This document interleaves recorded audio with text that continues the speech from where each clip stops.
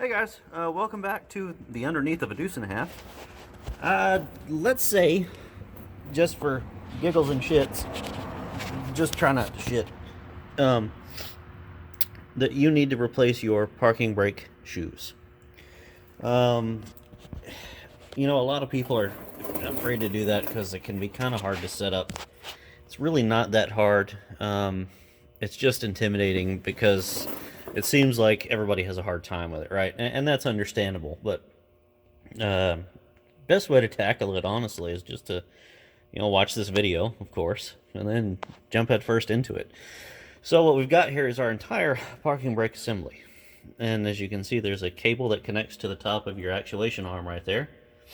And on the back side of that cable, which you can't really see right now, let's see if I can get you a better view. There's a large acorn nut, and there's a lock nut on top of it on that stud. You got to take those off. Take those off and pull it off. Then you want to take the end of your cable off, which is secured right here, by taking that bolt out. When you put it back together, you should also put a nut on the end of it right here so that it can't back off and fall out. I've seen that a bunch. So you take that out and you pull the cable shield and all out of the end of that so you can get it out of there, out of the end of the arm easily. And then you're going to take off a spring, which should be right there over the top of that bolt connecting to this top shoe. That is missing on this one. I am about to replace it because I've got to replace that cable.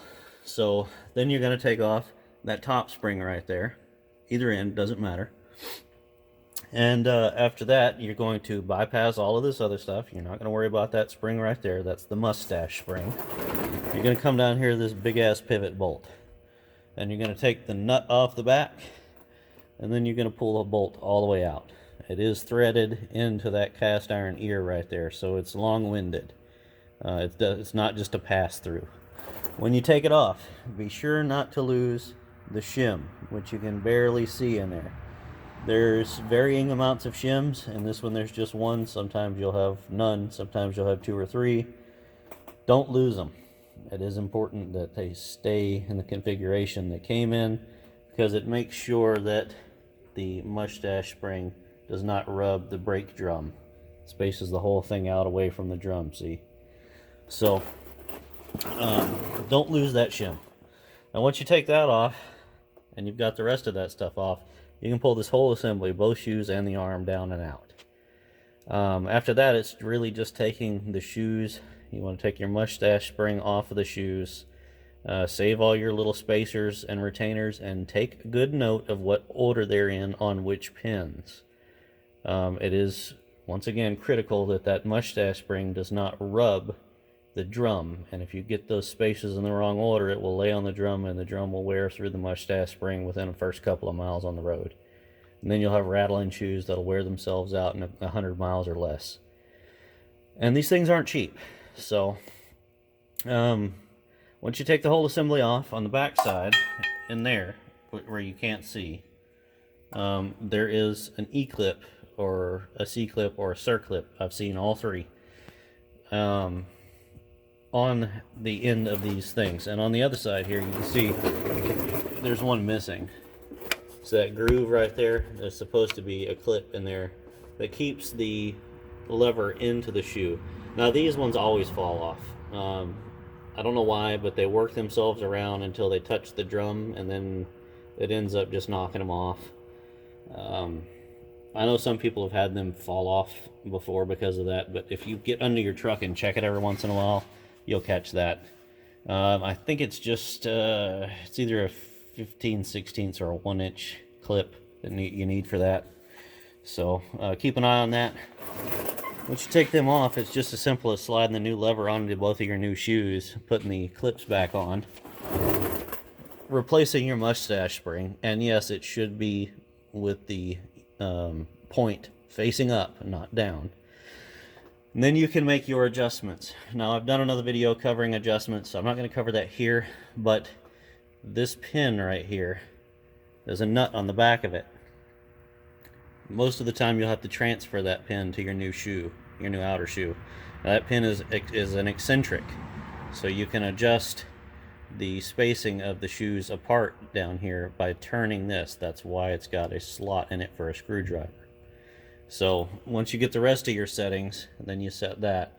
Basically, you get your spacing of your outer shoe to your drum right, and then you adjust this one and your other stuff to get the spacing of the inner shoe right. So then you put your cable back on. It's really not as hard as you think. When you put that back in, you put the big pivot bolt in, don't tighten it down too much.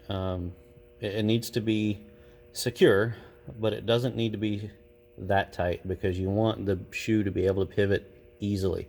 If you tighten that down even just a little bit too much, the shoe won't pivot easily, and it'll be hard to apply, and it won't release when you let the cable go. It'll rub constantly, and it'll burn itself off within just a few miles, and you will have wasted $175 or whatever it is for the pair of shoes.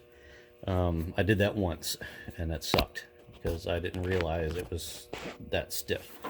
So don't do that. It's a waste of money. That's what the lock nut on the back is for. The big nut is to lock it down. Yeah, so that big nut is there to lock it down. I hit a button on the thing and stopped the recording, so excuse me for the inadvertent cut off there. Hopefully I can edit it in where it's kind of smooth-ish. Once again, don't forget to put that lock nut on the end of your cable shield retaining bolt there, and put all your springs back. And don't forget them, and don't break them, and don't let them go through your finger trying to put them back on, because you got to stretch some of them kind of hard. They get a lot of energy behind them, so be careful. Park brake replacement, park brake cable replacement, pretty simple. Do the same thing. You take your end of your cable off there, take your shield off, and then follow your shield. It's going to come over.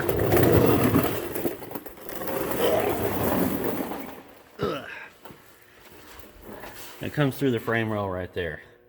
Now, a lot of times they have a two-piece retainer that holds the cable solid in the frame right there. Not all trucks have them.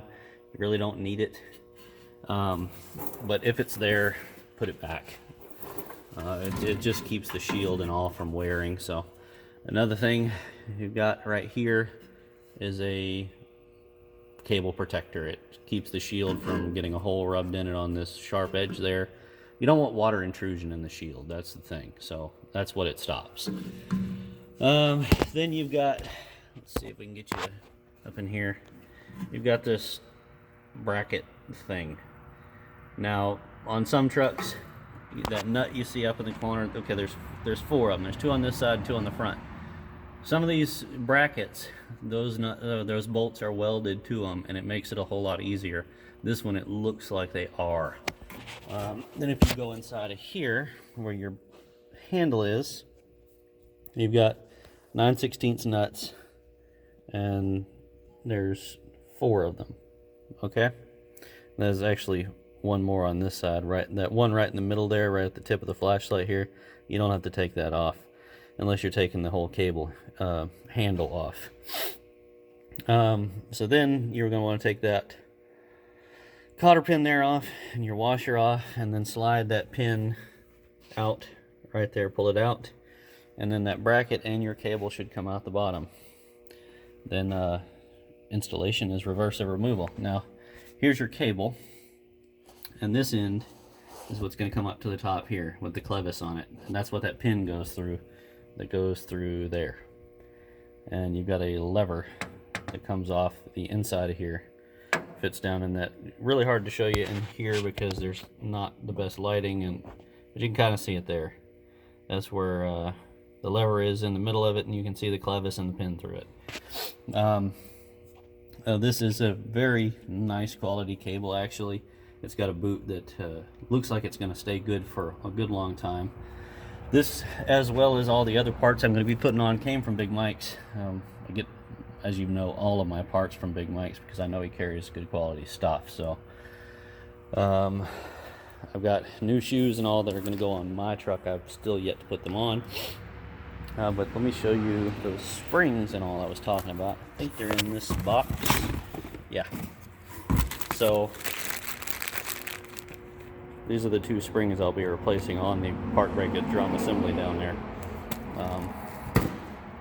Anyway, links in the description to the sponsors. That's where you can get the parts.